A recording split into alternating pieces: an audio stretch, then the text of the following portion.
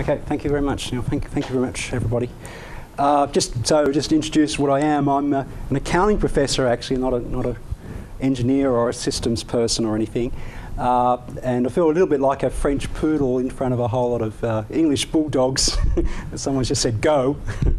I have a connection through the actuaries, actually. Neil Cantle and Neil Allen, I knew them through actuarial work, and we've commissioned them to write this work on complexity theory, which you're going to be hearing about later. I'm a fellow of the actuaries, and I happen to be involved in a lot of actuarial developments. My background is accounting, and I think a couple of things about accounting. One is accounting is about the allocation of values and not about the allocation of risk, and that's one problem. And the second problem is that it takes an analysis, the unit of analysis to look at risk in accounting is a very high level. Yeah, it's at the level where an entity or an organisation is listing on a stock market. So we always think about market to book. And there are many behavioural biases that come out of that. This is my kind of checkered history, so you know.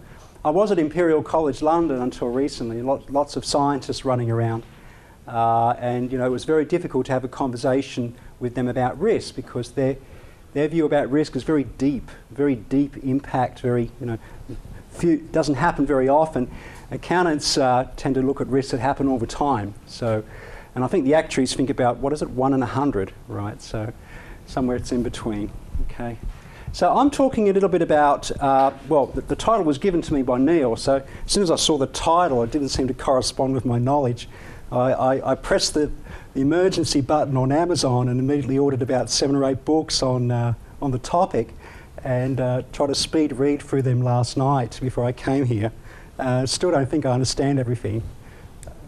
So I'm just going to talk through a couple of quick things. I decided to give you, if you like, 10 or 12 different definitions of risk, and the idea is there to challenge you, so that I think sometimes you have a conversation with someone, they talk about risk, and they're really talking about something else than what I think they're talking about. So this is kind of, if you like, an outsider's perspective of what I think risk ought to mean to someone who's concerned about risk tolerance, or you know, these different ideas that we're talking about today, but from, if you like, a kind of a reporting perspective, or from an organisational perspective, rather than from a specialist's or expert's perspective. So I'll be talking through some of the quick things. I'm conscious of the time, so I'll try to speed through this. But I would like to give you a couple of perspectives, a couple of questions, and then at least one example from inside the firm and outside the firm. So think about risk managing inside the firm, think about risk from the outside.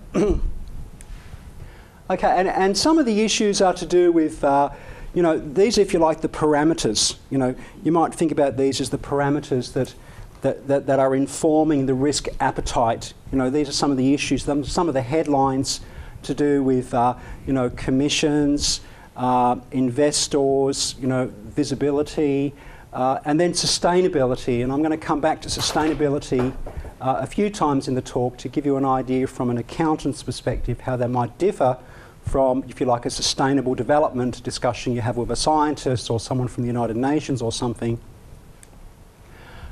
These are some of the points. As an accountant, we always worry about where we come from. You know, I'm from France, but I'm actually Australian, so I'm a bit confusing person for you. But these are some of the institutional kind of headlines that we think about. You know, one of them is called fair value. Fair value in accounting is value in exchange as opposed to the value in use. So one of the problems in accounting was that we measured things when we bought them. You have very low values when they depreciate. You can also value things at the end when you sell them, and that's what got us into trouble in the financial crisis a little bit, because we tried to, if you like, incorporate risk into the measure when we sell it on to someone else, but those measures go up and down with the market, and that's not supposed to happen in accounting. Other kind of issues at the institutional level include some of the national kind of inquiries that are going on in financial organisations. You know, various reviews. Penrose Committee was a committee looking at corporate governance for the actuaries and so forth. We also have kind of some headlines for risk that are given to us by law or by regulation as opposed to what we think about. So in the financial scene, there's Financial Services Authority, Bank of England, and then more generally you've got enterprise risk management, and the Americans have got an act, Sarbanes-Oxley Act, which requires, since Enron, all firms must have a risk management system. We've got corporate governance issues as well.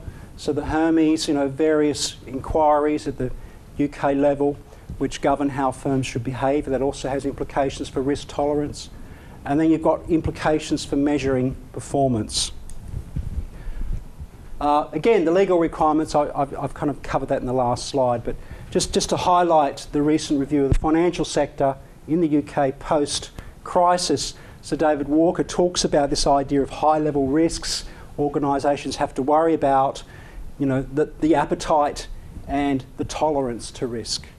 And again, in the broader community, we've got frameworks of analysing risk in the corporate environment, starting with the Sarbanes-Oxley Act, the section of that act in the United States post-Enron.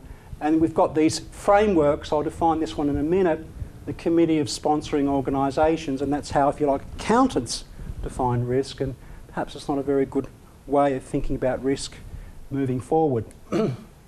Here's a little picture just to kind of keep you amused. So basically, you can think about from an accountant's perspective, we're trying to target, playing late night darts in the pub, trying to go for the red bullet in the middle, and that little bullet's going to give us what's going to be sustainable. It's going to keep the organisation surviving, but that then depends on the people, the organisation, the context, the department you work in. That then in terms is governed by policies, which is in the blue, policies for the organisation.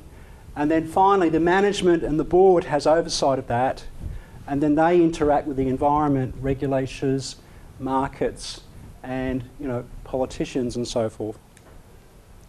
So in terms of complexity theory, I could make connections directly with this idea that inside organisations, this idea of loose coupling and decoupling, where parts of the organisations don't really communicate with each other. Implications of complexity and decisions also affect investors, and we know that some theorists in complexity theory have applied some of these ideas to understand financial markets and how financial markets are really a complex system. And there are some other areas where it's not so clear actually what the implications for complexity theory are for governance, things like that. Sustainability is defined, as I said, for engineers, but for accountants it might mean something else. So, are you confused? Well, Tower of Babel, probably I am. But the idea is, I think the best way to think about moving forward in the short time I've got available is to give you some examples of some issues that are at the aggregate level, and think about risk, how that's dealt with at that level, and then you can connect that with your topics that you're doing work on. So one is the area of sustainability inside the firm, and the idea is, again, this idea we need to provide assurance. So sometimes sustainability is actually a report. So I know so many organisations now in the oil and gas industry actually issue a report called a sustainability report, and that's separate from the annual report, and that gets checked out by actuaries and others. And that's got a lot of issues there because it's separated from the main values that are in accounting. But you can also think about it inside the organisation, and so again, going back to that little picture I showed you before, you've got some supply shifters, you've got IT people, you've got people, processes, and then you've got demand shifters, people who kind of push different things in the way that cause you to have to change the way you manage your organisation. Whoops, that didn't come out too well, did it? Okay, well, the idea, as I said, the Committee of Sponsoring Organisations, this is the accounting definition of worrying about risk, and it's typically at the board level. So the board of directors is supposed to be providing assurance to the shareholders and the stakeholders about things like that reporting is reliable and complies with the law. And that then connects to this idea of enterprise risk management, and again that's not coming out too clearly unfortunately, but the idea is that ERM is an overall process. Enterprise risk management exposure to uncertainty, particular emphasis on those events that can prevent the organisation achieving objectives. So this is about risk aversion, avoiding risks that can cause problems. You can even have a definition of risk related to what's called cyber security, which is quite a hot topic, I know, in the US. I've got some colleagues at Maryland University who've got a lot of money from the US government to worry about the impact of cyber security, the protection of information that's transmitted and stored over the internet. And that then leads to concerns about how much money does an organisation invest to make, to avoid cybersecurity risk. So cybersecurity risk management is an example of a specific kind of risk that's inside the organisation, the uncertainty of potentially harmful events related to cybersecurity. So how do you go about, avoiding that problem? So that then leads to some metrics on risk that's specific to that investment. And you have to end up combining, fairly simplistic in a sense, expectations. An expectation about, first of all, the amount of the loss that can happen as a result of an event. Second, the probability of that loss occurring. And third, what about the probability that doesn't occur? So it's not just the fact that it will happen, there's also a chance it won't happen, and that leads to a variation. So typical accountant's presentation. So you've got, these are the probable losses, these are the 3 different projects that we can have, and we might assign a probability of loss to an investment and then calculate an expected value given that loss. And we can do that for each of the projects. It turns out that all 3 got the same result, right? So what's the problem? Well, it turns out that it depends what you're looking at, see? So for example, the first one here, smallest possibility of loss occurs for investment A.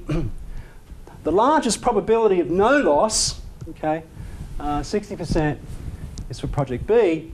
And the smallest variance of losses that you can see overall affects project C. So you might think they give the same basic result, but actually, depending on how you view the risks, you might get different views about which investment we should do.